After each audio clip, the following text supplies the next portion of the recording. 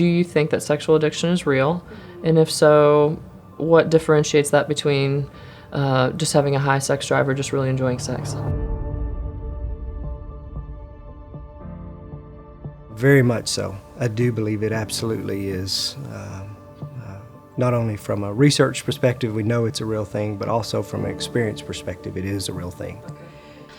But the difference is that a sex addict is pursuing sex in a way that is hurting them. It's in a way that's creating consequences for them, and it's in a way that they can't stop, even when they want to. I know you specialize in doing great work with the partners of addicts. So can you tell us a little bit about that work and what you see in people that have experienced a, quote, betrayal trauma? Yeah, so more often than not, when a partner calls me, probably the event happened within the last month or so. It's usually pretty recent, and so they are very just surrounded with the trauma and the shock of discovering that their partner, whether they cheated on them, pornography, texting somebody, whatever it is. In your experience, are there different levels of sexual addiction? And if so, can you kind of speak a little bit about the different signs and symptoms of those levels of addiction? For sure, there's different levels and kind of anywhere from mild to like extremely severe. Probably the two most common classifications that you'll hear in our day and time is what we would call kind of contemporary sexually addicted or classically sexually addicted. Yeah, so sex addiction is very unique from other addictions like alcohol or substance use, because for those addictions, the goal is sobriety and to never use those substances again. But with sex, it's very different.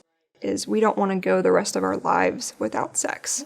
And so it's this balance of how do we prune away what's unhealthy, and how do we recreate and reclaim what is healthy, so that there can still be healthy sexuality going on and, not the unhealthy behaviors. Not only for the partner, but for the person who's struggling, if they really do want to get well. Do you believe it's possible to get well from sex addiction and porn addiction?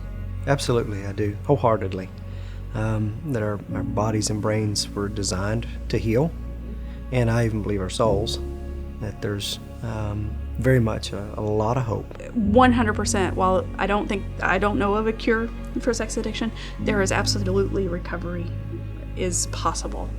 Especially if the addict is willing to stop and be committed to recovery, and the partner is willing to do the same, there is definitely hope.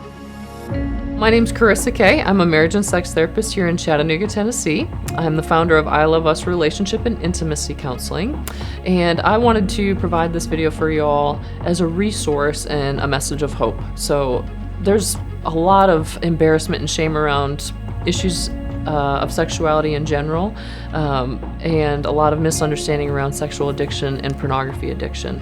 We wanted to reassure you that if you are struggling with sex addiction or porn addiction, there are resources available for you and or a partner that may have experienced a sense of betrayal.